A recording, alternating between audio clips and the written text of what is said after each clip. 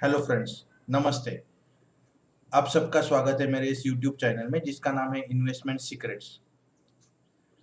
जैसे कि कल हमने डिस्कस किया था हमारे टेलीग्राम चैनल में कि आईटी सेक्टर में बहुत सारे ऐसे स्टॉक्स है जिसमें ऑलमोस्ट बॉटम बन चुका है या जिसमें इन्वेस्टर अपना पैसा लगाना चालू कर सकते हैं। तो ऐसे कौन से स्टॉक्स है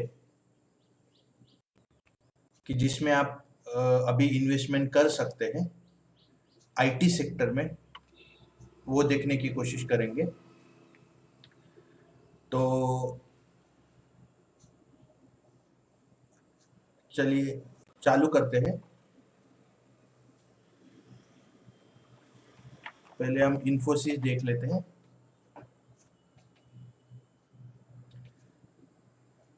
मैं यहाँ पे एक डिस्क्लेमर देना चाहूँगा, इनमें से जो भी स्टॉक दिखाए जाएंगे कुछ में मेरी इन्वेस्टमेंट हो सकती है। यहाँ पे जो भी डिस्कशन होगा वो सिर्फ एजुकेशनल पर्पस के लिए है। मैं कोई सेबी रजिस्टर्ड पर्सन नहीं हूँ और आप अपने फाइनेंशियल एडवाइजर से बात करके ही किसी भी चीज़ में इन्वेस्टमेंट कर सकते हैं।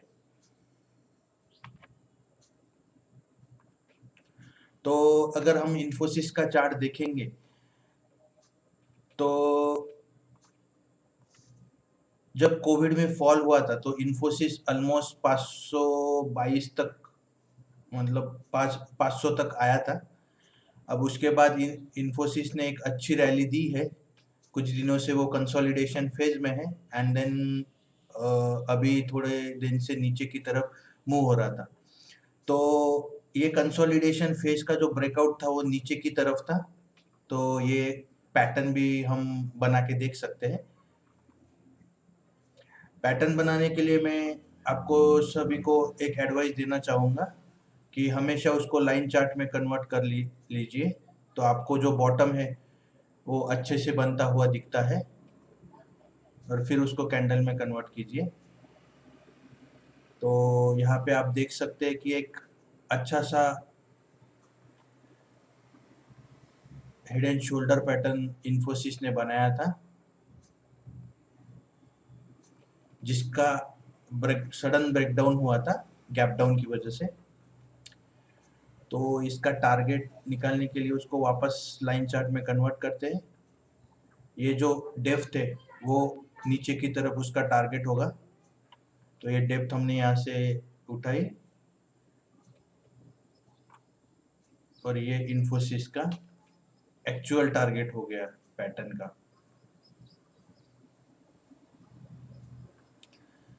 और फिर से हम इसको लाइन चार्ट में कन्वर्ट कर लेते हैं। तो जैसे कि आप देख सकते हैं कि ये जो पैटर्न का टारगेट है ऑलरेडी रीच हुआ है।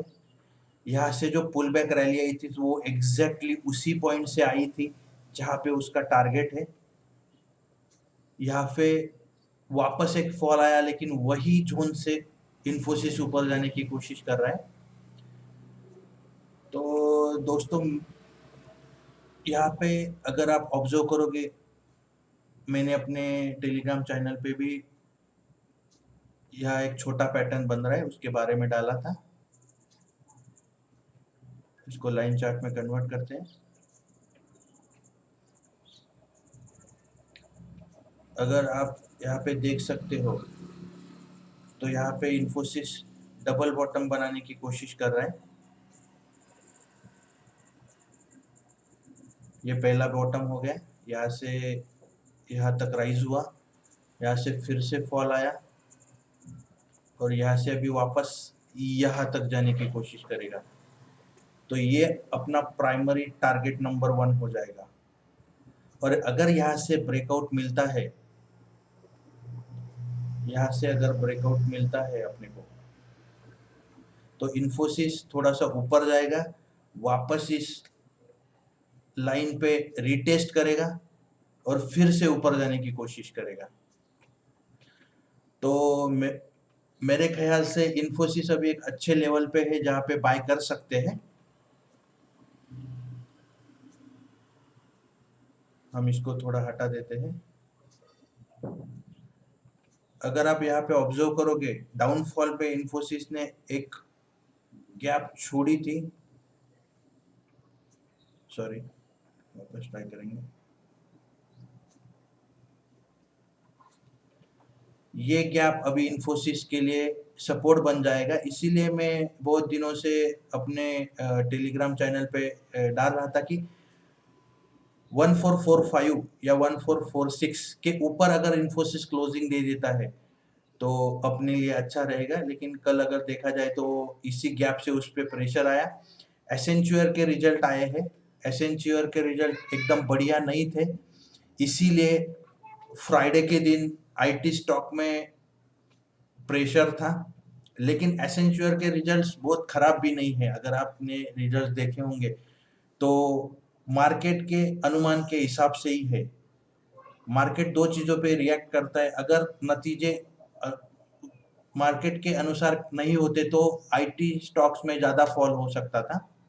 लेकिन इन्फोसिस की क्लोजिंग अभी भी 1440 रुपए के अराउंड है, ये एक अच्छी लेवल है बाय करने के लिए।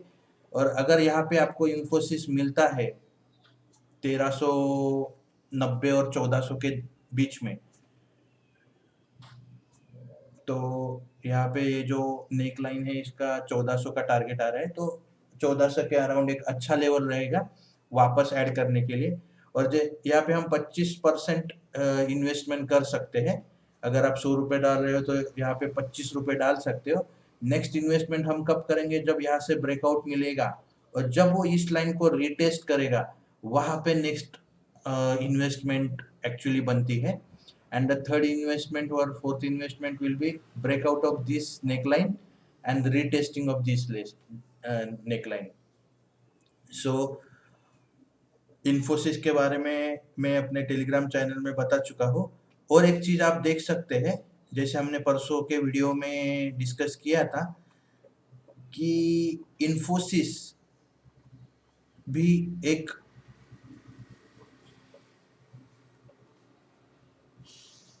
डाइवर्जेंस बना रहा है। यहाँ पे देख सकते हैं, यहाँ से अगर हम लो कैंडल्स का लो ज्वाइन करेंगे और यहाँ पे MACD के ट्रफ ज्वाइन करेंगे तो ये भी ए पॉजिटिव डाइवर्जेंस बना रहा है इन्फोसिस, जिसका इफेक्ट हमें अभी भी दिख रहा है। तो फ्रेंड्स, मेरे हिसाब से इन्फोसिस एक अच्छा स्टॉक है इन्वेस्टर लोगों के लिए।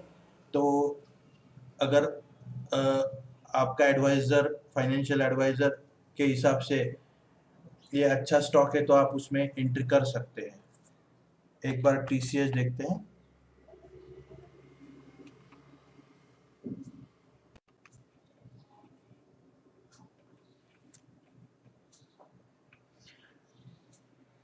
TCS, अगर TCS के बारे में बोला जाए तो TCS ने एक बहुत ही बड़ा सपोर्ट यहाँ पे ब्रेक किया था।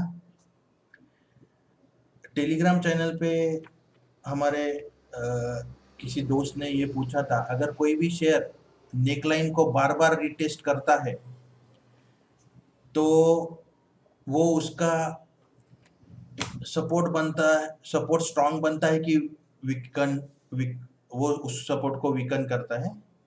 तो मेरे ख्याल से वो वीक हो जाता है। जैसे कि आप देख सकते हैं यहाँ पे एक बार, दो बार, तीन बार, चार बार उसी सपोर्ट को रिटेस्ट कर रहा था and then suddenly there was a negative breakout. और यहाँ पे आप देख सकते हैं कि निगेटिव ब्रेकआउट होने के बाद वापस वो नेकलाइन रिटेस्ट करने के लिए आया and then there was a sudden fall.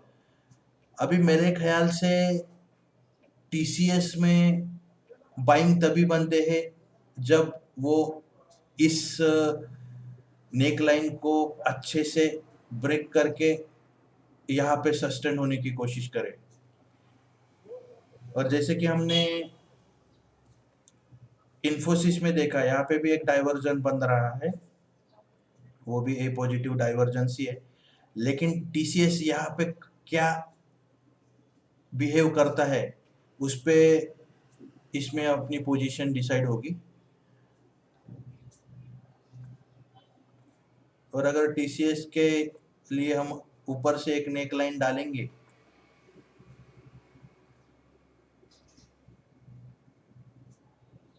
अगर टीसीएस यहाँ से बाहर निकलता है तो मोस्टली उसकी मूवमेंट ऐसी रहेगी, इस नेकलाइन को वो टच करेगा, इस ट्रेंड लाइन को टच करेगा, वापस नीचे की तरफ आएगा, and then there will be up movement और डाउन मूवमेंट। तो हम टीसीएस में एंट्री के लिए थोड़ा सा वेट करेंगे।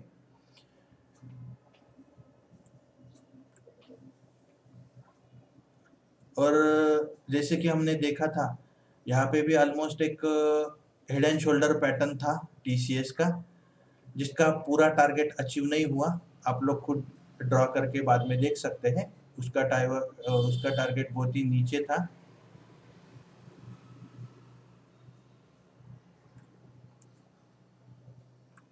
ऑलमोस्ट यहाँ तक टीसीएस जा सकता था, लेकिन ये जो कंसोलिडेशन जोन बना है, ये टीसीएस के लिए बहुत ही स्ट्रॉन्ग सपोर्ट बन के निकला।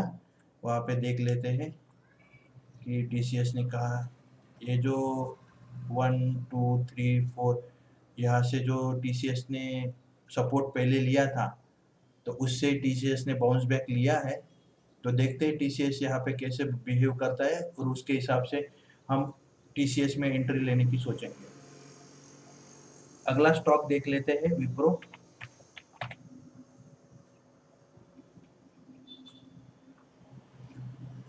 विप्रो में भी सेम कंडीशन थी। विप्रो में भी कोविड के बाद एक अच्छी रैली मिली थी, लेकिन फिर consolidation and then negative fall.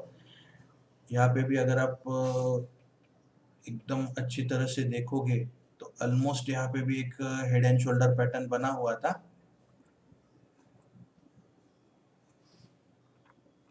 थोड़ा एनलार्ज करते हैं इसको। This was one shoulder, this was second, this was third, या और लाइन चार्ट में कन्वर्ट कर लेते हैं। लाइन चार्ट में कन्वर्ट करने से आपको टॉप अच्छे से मिल जाएगा, बॉटम अच्छे से मिल जाएगा, क्योंकि वो क्लोजिंग प्राइस पे डिपेंड करता है। कैंडल्स में क्लोजिंग प्राइस आपको लाइन निकालते हुए थोड़ा सा डिफिकल्ट जाता है, इसीलिए कैंडल्स में जब हम देखते हैं उसका क्लोजिंग प्राइस और लाइन बनाने की कोशिश करते तो थोड़ा डिफिकल्ट जाता है, इसलिए मैं खुद लाइन चार्ट पे ही सपोर्ट या रेजिस्टेंस ढूंढने की कोशिश करता हूँ। तो आइडियली विप्रो का ये टारगेट बनता है निगेटिव ब्रेकआउट के हिसाब से। तो यहाँ पे देखा जाए तो एक गैप डाउन मिला, वापस उठने की कोशिश, फिर से गिरा, वापस उठने की कोशिश, शायद विप्रो फिर से गिर सकता है। अगर विप्रो यहाँ पे आता है तो वो बहुत ही बढ़िया लेवल होगी एंट्री करने के लिए। तो लॉन्ग टर्म इन्वेस्टर 350 या 360 के अराउंड एंट्री कर सकते हैं। यहाँ पे एक प्रीवियस कंसोलिडेशन जोन भी मिलेगा अपने को, जिसका एक स्ट्रॉन्ग सपोर्ट रहेगा। तो अभी फिलहाल जैसे कि यहाँ पे भी एक डाइवर्जेंस बन रहा है, तो उसका इफेक्ट आएगा, शायद विप्रो 445 तक जाएगा। अगर विप्रो 445 के ऊपर निकलता है तो हम उसमें शायद एंट्री करने की कोशिश करेंगे। यहाँ पे आप देख सकते हैं एक अच्छा सा डाइवर्जन बना हुआ है। निफ्टी के वीडियो में किसी ने तो मुझे मैसेज डाला था कि डाइवर्जेंस नहीं दिख रहा था। तो फ्रेंड्स, डाइवर्जेंस प्राइस मूवमेंट दूसरी तरफ भागना और अपना इंडिकेटर दूसरी तरफ भागना, सिंपल मीनिंग है। तो यहाँ पे भी एक डाइवर्जेंस बना हुआ है, तो हम विप्रो को भी ट्रैक करेंगे कुछ दिनों में। अभी फिलहाल विप्रो में भी रुक सकते हैं, डिमांड जोन में तो है। जैसे कि कल किसी ने तो अपने ग्रुप में क्वेश्चन पूछा था कि वीकली चार्ट में विप्रो डिमांड जोन पे है। वैसे तो डेली चार्ट में भी वो डिमांड जोन पे ही है। वीकली चार्ट अगर देखेंगे तो वो डिमांड जोन पे विप्रो डेफिनेटली है। और अगर यहाँ पे देखा जाए तो आरएसआई भी ओवरसोल्ड बता रहा है और वहां से बाहर निकलने की कोशिश कर रहा है, एक अच्छी साइन है। लेकिन फिर भी हम कोशिश करेंगे, विप्रो को ट्रैक करेंगे। बाय सिग्नल अभी भी नहीं आया है, तो इसलिए हम वेट करेंगे। ये जो कंसोलिडेशन जोन है जैसे टीसीएस में हुआ था, शायद ये जोन विप्रो के लिए सपोर्ट बन के उभरेगा। तो हमारा जो एंट्री पॉइंट विप्रो में होगा 445 के ऊपर विप्रो को निकलने दीजिए, वापस रीटेस्ट होने दीजिए, वापस उसको ऊपर जाने दीजिए, तब हम पोजीशन बनाएंगे। ऑलवेज रिमेंबर, अगर यहाँ से ब्रेकआउट भी मिलता है तो तुरंत उसमें घुसना नहीं चाहिए। वो प्राइस मूवमेंट कंसोलिडेट होना जरूरी है, यहाँ पे रिटेस्ट होना जरूरी है। कभी कभी कोई शेयर यहाँ तक भाग जाएगा, रैली में कभी एंट्री नहीं करना चाहिए। Wait for to retest. So हमारा लेवल रहेगा 445, इसके ऊपर निकलने देते हैं, वापस उसको रिटेस्ट होने देते हैं, कुछ दिन कंसोलिडेशन होगा and then the price will move upwards. So wait करेंगे। अगला शेयर हम देख लेते हैं एलटीआई। सॉरी, एलटीआई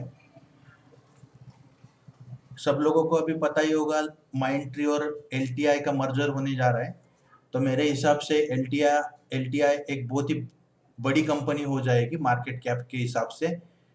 बहुत बड़ी लार्ज कैप कंपनी हो जाएगी। पहले 3 या 4 नंबर में उसका नंबर आएगा जब माइंड ट्री और एलटीआई एक हो जाएंगे। तो क्या हम एलटीआई में एंट्री अप कर सकते हैं, वो भी एक बार देख लेते हैं। यहाँ पे भी आप एक हेड एंड शोल्डर पैटर्न बना सकते हो। ये आप सब लोगों को एक बार ट्राई करके देखना है। इमीडिएटली आप सबको पैटर्न पहले दिन दिखना चालू नहीं होगा, उसके लिए प्रैक्टिस लगेगा। तो प्रैक्टिस करना जरूरी है।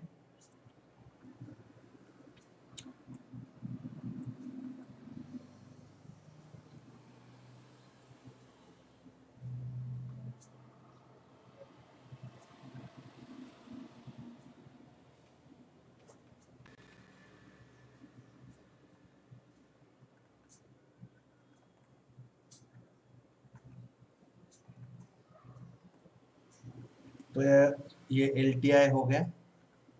लाइन चार्ट में कन्वर्ट करके टॉप हमें अच्छे से मिल जाएगा।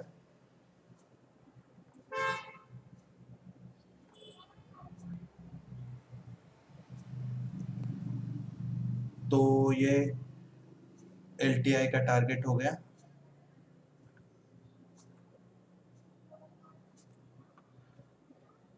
इसको लाइन चार्ट में कन्वर्ट करते हैं और यहाँ पे देख सकते हैं आप कि एग्जैक्टली उसी पॉइंट से एलटीआई वापस उठने की कोशिश कर रहा है। और सबसे इम्पोर्टेंट चीज है, यहाँ पे आप अगर देखोगे हैमर कैंडल आया था।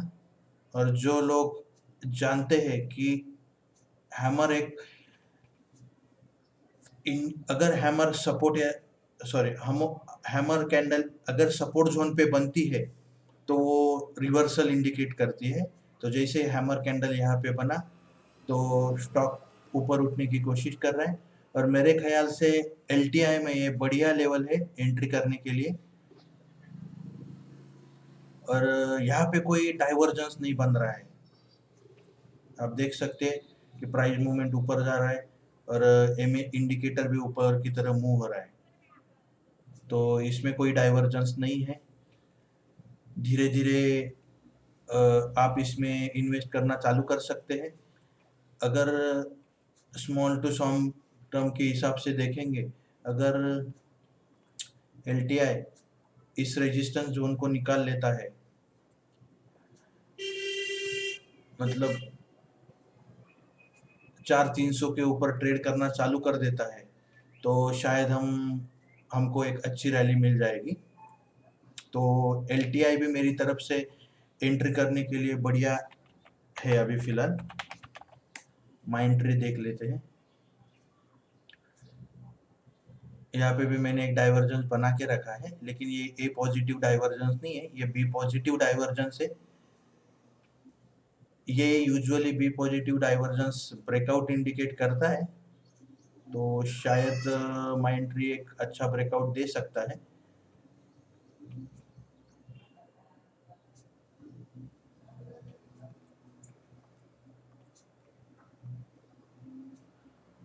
तो माइंड ट्री के लिए भी एक इम्पोर्टेंट लेवल रहेगा 3550, उसके ऊपर जैसे माइंट्री ट्रैवल करना चालू करेगा तो एक अच्छी अप मूव मिलेगी। यहाँ पे माइंट्री एक डबल बॉटम बनाने की कोशिश कर रहा है, लाइन चार्ट में देख सकते हैं आप। थोड़ा कलर चेंज करते हैं। ये पहला बॉटम, ये दूसरा बॉटम, और ऊपर उठने की कोशिश। तो अगर यहाँ से माइंट्री ब्रेकआउट देता है, रीटेस्ट करता है और ऊपर जाने की कोशिश करता है, तो हम वापस उसमें एंट्री करेंगे। एक अच्छी लेवल पे माइंट्री अभी है फिलहाल। अगर कोई माइंट्री में इन्वेस्टर लोग एंट्री करना चाहते हैं तो कर सकते हैं। LTTS देख लेते हैं।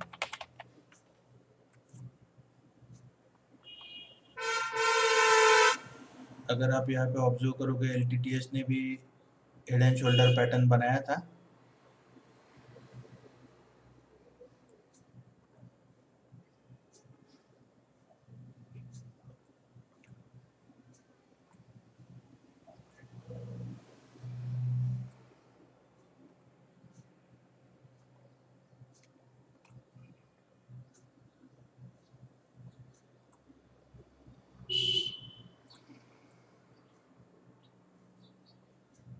लेकिन अभी तक वो टारगेट नहीं गया है। उसका रीज़न मैंने अपने टेलीग्राम चैनल पे बताया था, क्योंकि कुछ दिनों पहले LTTS ने यहाँ पे एक बहुत ही बड़ा गैप छोड़ा था।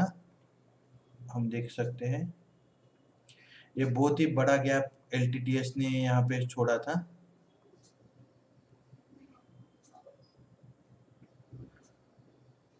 तो उसी गैप में अभी LTTS आ रहा है। सॉरी, हाँ ये गैप था। तो उसी गैप में LTTS कोशिश कर रहा है कंसोलिडेट होने की। जुलाई 2021 में जो गैप छोड़ा था वो भरने की कोशिश LTTS की तरफ से हो रही है। तो 2090 एक अच्छी लेवल होगी LTTS में एंट्री करने के लिए। एक बहुत ही बढ़िया स्टॉक है LTTS लॉन्ग टर्म के हिसाब से। अगर आप देखोगे तो यहाँ पे भी एक डाइवर्जेंस बन रहा है, ये ए पॉजिटिव डाइवर्जेंस है जिसका इफेक्ट आना बाकी है, जिसका इफेक्ट हमें जल्दी ही मिलेगा। इस कंसोलिडेशन जोन के ऊपर जैसे LTTS निकलेगा, एक अच्छा अप मूव मिलेगा, 2-3% का अप मूव मिलेगा। अभी फिलहाल उस पर प्रेशर है क्योंकि ये गैप अभी तक उसने भरा नहीं है। जैसे गैप भर जाएगा शायद उसका मूवमेंट, अप मूवमेंट चालू हो जाएगा। सिस्टम देख लेते हैं। परसिस्टेंट सिस्टम का चार्ट हमने ऑलरेडी टेलीग्राम चैनल में शेयर किया था, उसको थोड़ा समझा देते हैं। इसको डबल टॉप पैटर्न कहते हैं।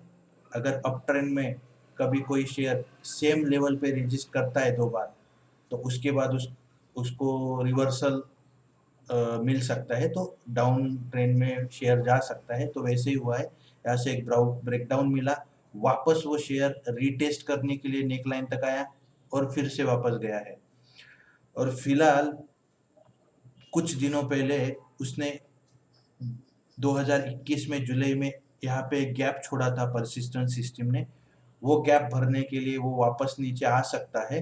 तो हमने हमारे टेलीग्राम चैनल में बताया था कि 2870 और 2920 एक अच्छा लेवल रहेगा 50% शेयर्स बाय करने के लिए। और जो शेयर का टारगेट है उसके लिए हमने बोला था कि वहाँ पे भी, वहाँ पे रिमेनिंग 50% आप बाय कर सकते हो। एक बहुत ही बढ़िया कंपनी है IT की, स्मॉल कैप है, वोलेटिलिटी बहुत ही ज़्यादा होती है। अगर हम कोविड लेवल से देखेंगे 2020 में उसका लो ऑलमोस्ट 420 रुपया था और वहाँ से बढ़कर परसिस्टेंट सिस्टम आ चुका है 4900 रुपये में। यहाँ पे एक बहुत ही बड़ा गैप उसने छोड़ा हुआ है, वो कब फील होगा बोल नहीं सकते। वो 858 40 के अराउंड है। शायद कभी कंपनी अगर बोनस स्प्लिट देती है तो शायद उस टाइम पे वो फील हो सकता है। एम्फेसिस देख लेते हैं।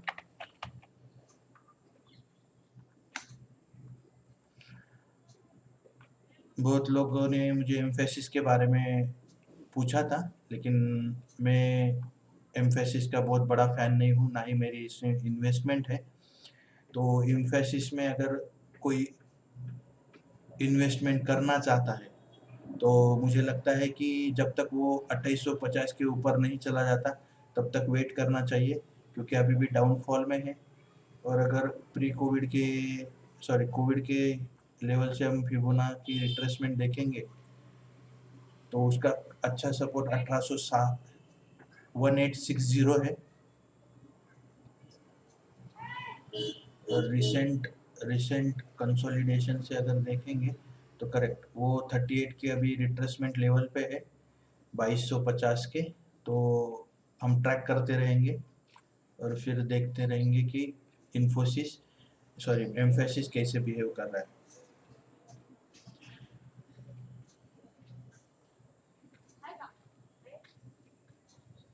तो दोस्तों, आज हमने देखा कि आईटी सेक्टर में कौन से ऐसे शेयर है कि जिसमें हम इन्वेस्टमेंट कर सकते हैं। तो मेरा ख्याल है इन्वेस्टर लोगों ने मार्केट फॉल मार्केट अप के बारे में ज़्यादा नहीं सोचना चाहिए। जैसे ही 10% या 15% का फॉल हमें मिलता है तो उसमें खरीदारी इन्वेस्टर लोगों ने करते रहना चाहिए। और इन्फोसिस और सब आईटी स्टॉक ऑलमोस्ट 20-30% करेक्ट हो चुके हैं। तो मुझे लगता है कि कुछ शेयर जैसे मैंने बोला इन्फोसिस, एलटीआई, एलटीटीएस ऐसे कुछ बढ़िया शेयर्स है परसिस्टेंट सिस्टम जिसमें आप इन्वेस्टमेंट कर सकते हो। मैं फिर से एक बात कहना चाहूँगा कि मैं कोई सेबी रजिस्टर्ड एडवाइज़र नहीं हूँ। कोई भी इन्वेस्टमेंट करने से पहले आपके फाइनेंशियल एडवाइज़र से ज़रूर पूछिए। और ये चैनल मैंने एजुकेशनल पर्पस के लिए बनाया है, तो इस चैनल पे जो भी बातें डिस्कस होंगी वो सिर्फ एजुकेशन पर्पस के लिए है। ना ही मैं कोई टिप देता हूँ, ना ही मैं कोई और कॉल या कॉल या एफ&ओ में कोई पोजीशन लेने की सलाह सलाह देता हूँ। Thank you very much. अगले वीडियो में मिलेंगे। Thank you.